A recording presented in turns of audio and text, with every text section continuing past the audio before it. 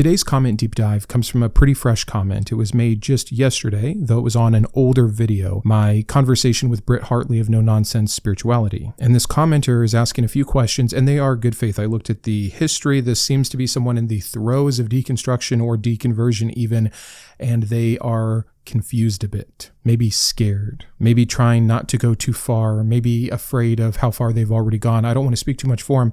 Here's the comment though. Why is it necessary to delete God when leaving religion? Atheism might be extreme? ? I'm not sure. So Kim, thank you for your comment. I wanted to just go nuts, like 2 hours. Let's leave it all on the table for you. But I want this to be approachable. I'm hoping to do 10, 15 minutes here. If you reply with comments, maybe we can go a bit deeper. But it's important to remember that people feel this way. And I'm not being belittling. With my journey, so many years of deconstructing and then years of true deconversion. And then that seems like forever ago, but it really wasn't.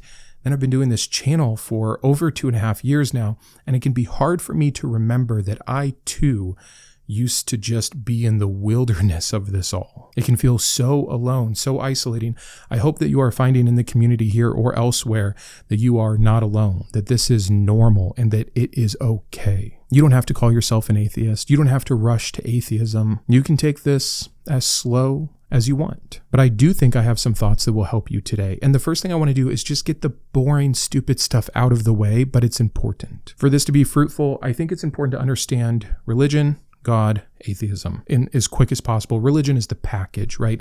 That's your doctrines. That is your inherited beliefs. That is your authority structure, your scriptures, your holy book, the rituals and tradition, the package. The central figure of said package is the God. Specifically in the case of Christianity, that would be Yahweh. But also, God, as you may mean it in your comment, could just be some other supreme figure, some other creator, something else supernatural. It, he, she doesn't matter. You're just saying, hey, if I find out Yahweh is not real, why do I have to get rid of the entire concept of God? You don't. And we'll talk about that. And then you have, of course, atheism. And Christians like to try to tell us what it is and its worldview and all of these things that have to go with it.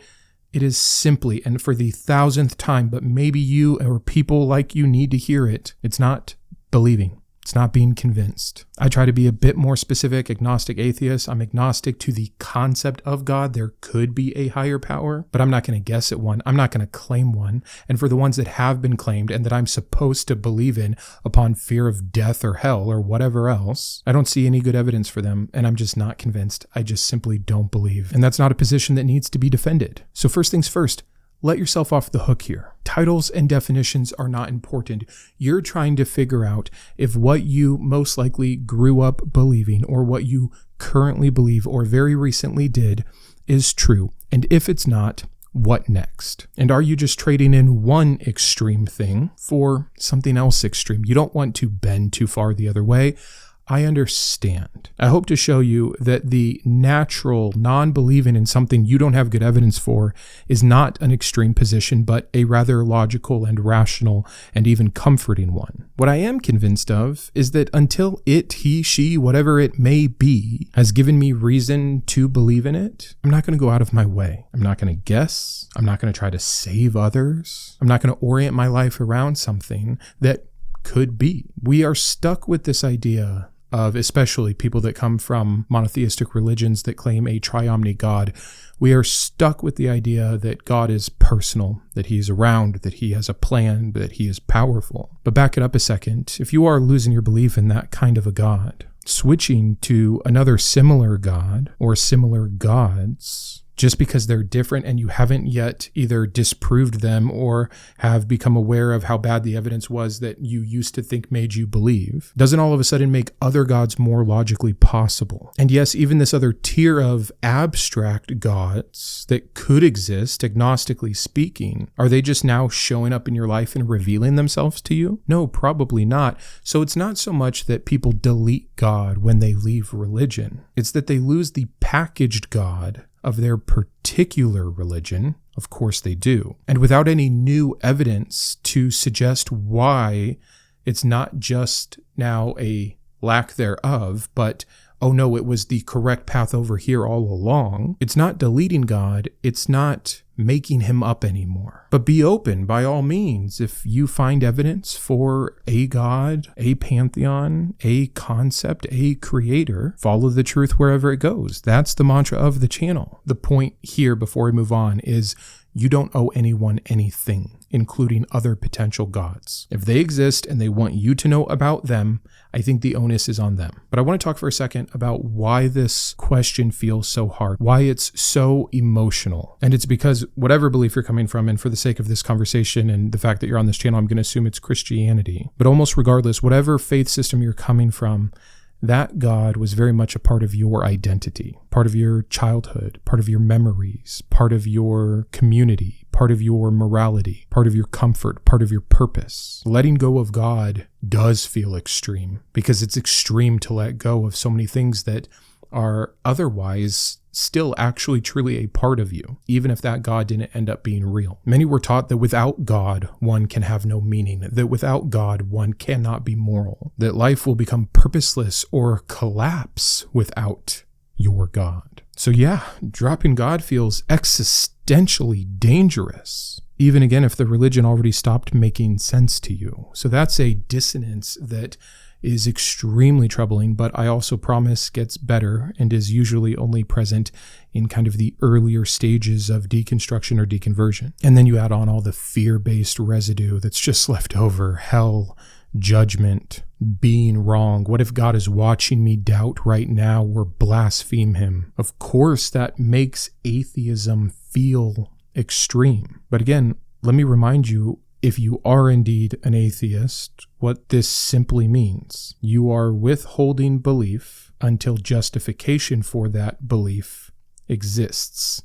That's not extreme. That's rational, logical, reasonable, and wise. So I just wanted to acknowledge first that of course this seems extreme, and of course the switch that happens when you lose faith is an extreme switch. Not for everyone. Some people, it really is just rolling off their shoulder. That wasn't the case for me. It upended my entire life. 180. But lots of things do. That also happened when I got married, when I had kids, when I've switched careers, when I started this channel. None of those things are inherently bad. Many of them were wonderful, but they were all extreme because change is extreme. But here's a question that I think is within your question or that is related to it. A lot of people want to know, like, can I still keep the God and lose the framework? And I think it's interesting and important and probably requires a much deeper dive than I'm about to give it. There's some problems, though, with trying to keep this particular God, if that's what you're talking about. And by the way, a lot of people do. I get comments every day.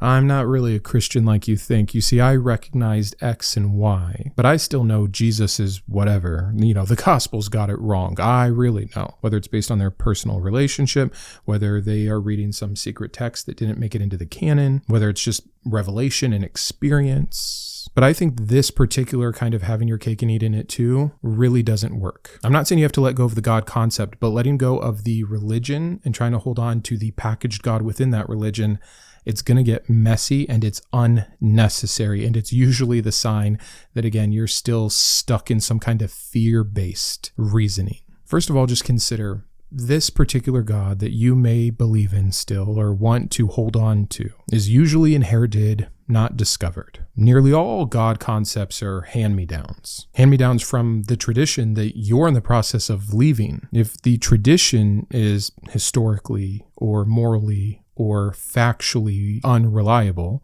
then so is that packaged God. That's why it's always so funny when people still want to hang on to Jesus. Oh, forget the Old Testament, forget Yahweh, forget the even contradictions within the gospel. I still know it's Jesus. No, you don't. You wouldn't even know the name Jesus if it wasn't for church tradition, church history, and the scriptures. No one ever has all of a sudden known that Jesus is their savior unless they read it or someone who believed it that had read it told them. You can't divorce these things. Honestly, this seems to be a tricky concept for people, and I don't fully get it. Like, what remains of the God of a religion once you take away everything that that religion taught you about that God? No doctrine, no attributes, no name, no personal interventions, no specific moral commands, no revealed will, no defined personality. Like, what is it? It's nothing. You're not even talking about the same God anymore. You can't be. And again, we'll get back to the vague spiritual placeholder kind of God that people still want to, and what this question might have been about in just a minute. But I want to show you an error that people make here. They try to rescue the God that they still feel connected to despite the religion by completely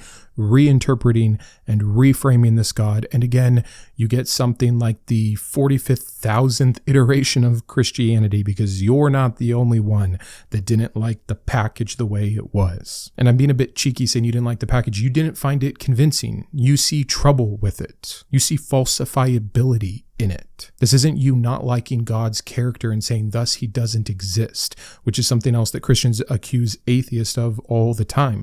No, because your God is claimed to be perfect, when I see non-perfect characteristics in this God, that defeats, as in falsifies, the God claim from your supposed holy book. Now, sure, this God can still be evil, but that's a whole nother conversation. If you're going to rescue God by just abstractly getting cheap and saying, well, God is just love. God is just your consciousness. God is the universe. God is energy. God is something greater. Or I don't know what. You can have it, but you have nothing. You just have energy. You just have love. You just have the universe. You just have consciousness. You are adding a level of complexity higher that is completely unnecessary and completely unprovable, unexaminable, etc. These definitions aren't definitions of a God. They turn God into a metaphor. And again, it becomes a rather useless one. I get truly why people like that. You grew up feeling connected to something. It's so hard to feel connected to the universe. But if there was a God who beautifully minded, that created such an expansive, amazing, awe-inspiring thing with you as part of it, to witness it or host it or whatever you believe your position in this universe could or might be, that's a bit more lovely to some than just being lost in the chaos. But here's a question.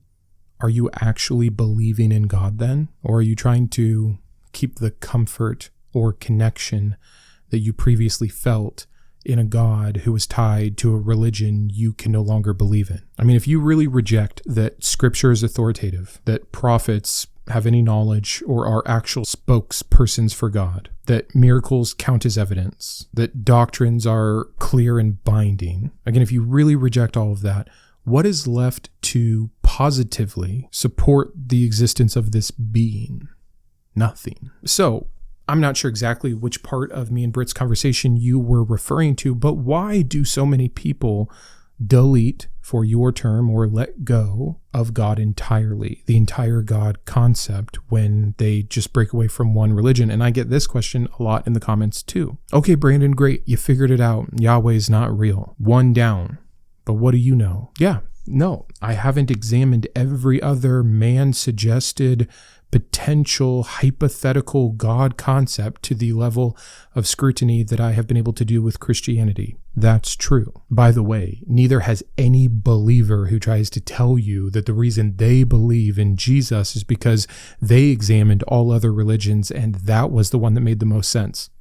No, it's a false flag of a defense. You don't owe your time into every potential supernatural claim before you just don't accept it. If I told you that right now the real God is always behind your left shoulder as an invisible dragon, and that he waits until you're 52, and if you haven't found him by then, he consumes you. Your memory disappears from every single person in the face of the planet. But if you acknowledge him by the time that you're 52, you'll be granted every material success you could ever want and will be reunited with your children in paradise. This thing I made up within seconds, what do you owe it? Do you owe me proving that that cannot be before you just are not convinced based off my word alone to accept it? Of course not. And that is true for every single potential belief. And so for some people, it's as simple as once the mask comes off and they see how easy it is to believe something untrue and unsupported with evidence even against it, because it's what many other people believed and claimed and said that, well, so many people believe it, how could it be wrong? Or look how old it is, how could it be wrong? Or look at the revealed prophecies, how could it be wrong? And all the things that you now understand don't equal truth. It is very rare when someone says, oh, but none of that's a problem in Islam. None of that's a problem in Hinduism. Whether they investigate it or not, they can very easily see that it could be something very similar. And so a lot of people feel like, fool me once, cool, but I know better than these games now. And without that emotional tie-in of what you were raised to believe and what's been indoctrinated within you or what your culture believes around you, it's very unlikely that you're just going to go pick up another completely different religion, which also I think points to the non-truth parts of the one you did believe in, how much of it was just because it's what you were raised in, it's what you were afraid of, and it's what was culturally acceptable around you. So I think for the person that deconverts from a full-fledged religion and just says, I don't believe in God, yeah, that makes total sense. And some people hang on to a middle ground and they reframe their God like we talked about, or they go to some abstract God like Spinoza's God or Epicurus's God, things of this nature. And that's fine. I think it's way less harmful, deism in general, than theism. But I've yet to ever have a deist tell me how they know their God or their God concept is real. Feelings has to be too complicated. Look at the trees. All the same things that were used to get us before we were told which of the personal gods had to exist because a God had to exist. No, it doesn't. We don't know that. I get that it can be more emotionally satisfying than saying over and over, I don't know, I don't know, I don't know. I don't know is the most real thing unless you do. And again, I don't know any reason to say I do know about God at large or God specific. But I think people that deconvert should take a beat. I really believe that. I think if you change your mind significantly about anything, you should take a beat, because I do see that pendulum effect going so far the other way. Be agnostic. Obviously, you don't believe in the God that you are losing your belief from, but you don't owe anything to anyone. You don't have to go read the Quran right away. You don't have to assume that some New Age spiritualism is correct, nor do you have to believe that the only answer out there is materialism. Just exist. Enjoy the less fear, the less guilt, the less shame. Become friends with I don't know. Gain back some agency. Take on some responsibility. Find some authenticity, which again, the most authentic thing for me was being able to actually say, you know what? I don't believe anymore because I didn't. I thought I should. I knew it would be better for me if I did. I still had all this fear, but those weren't good reasons to believe or to act like I did. Who I really was someone that had lost my belief. And starting with honesty and I don't know and it's scary, but this is okay. 2 thumbs up. Your question is asking if atheism is extreme. Let me rephrase it for you. Is it extreme to stop believing something once its foundation collapses? If your answer is no, then atheism simply becomes the natural consequence of following that evidence wherever it leads. That's it. That's not extreme. Religion is extreme. Pretending there's a God out of fear is extreme. Being so afraid of what people might think about you that you live your life in a lie is extreme. Believing that you were chosen when billions of other people that have lived this same kind of life, probably with an immense amount more suffering,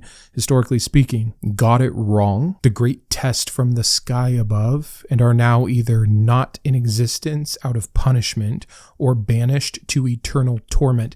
That's extreme. Being born with a debt that you did nothing to inherit, that supposedly was paid for you by something else that you didn't inherit, but only actually pays for you if you believe and or do the right thing, because that's hard to distinguish. And if you get it wrong, the worst possible thing ever, but if you get it right, the best possible thing ever.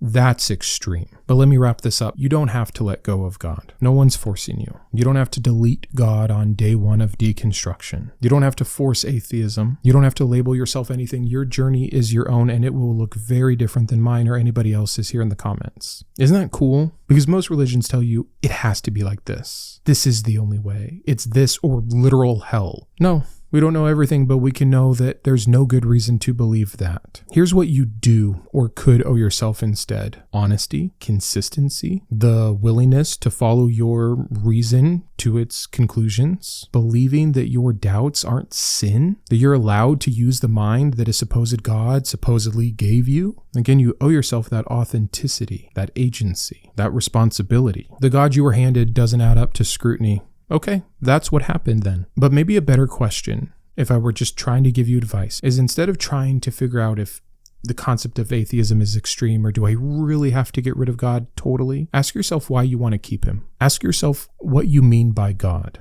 Ask yourself what evidence or reason you have to support that belief. And maybe you'll discover that the only things really holding all that together was nostalgia or fear, or even community, which is one of the bigger gut punches that many people can definitely be affected by. I'm not going to say it's all sunshine and rainbows over here, but if it is more those things than real evidence, then you're not even keeping a God anyways. You're keeping a habit. And I think in the grand quest of searching for truth, you deserve better than believing in a habit because it's a habit, because it's uncomfortable when you break it. So the very last thing that we didn't really get into much is deism, a God concept. Something somewhere created us for something, maybe not. And like all things supernatural, I would just say you can have it if you want it. But again, check your motives. Why do you want it? Do you even want it?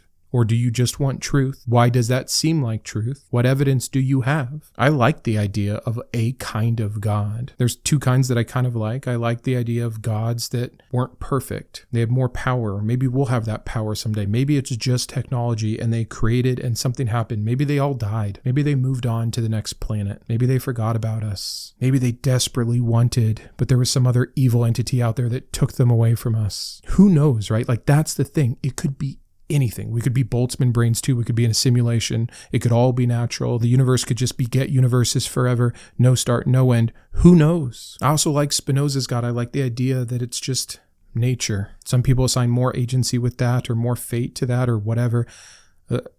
I don't see a reason to go beyond what we can at least see. So nature, the universe, love, even if it's chemically done, that all makes sense to me. And I'm fine with that, even if I'm wrong, even if there's a billion things I don't know, because you know what? I'm not harming myself or others. I know that in my lack of belief. I don't need other people to think like me, to treat them well or empathize or care about them or do good. If this is extreme or unhealthy, I'm guilty, but I know I help people. I know that I'm still moral. I know I have a great family. I know I'm there for my friends. I know I work hard, and Christians may not like that I have a hobby that is not their favorite thing in the world, but I'm not evil. I don't have to believe in evil. I can believe in the responsibility behind my actions and the outcome that they can have. And I can change course if and when necessary. Freedom, beauty, responsibility, truth, humility.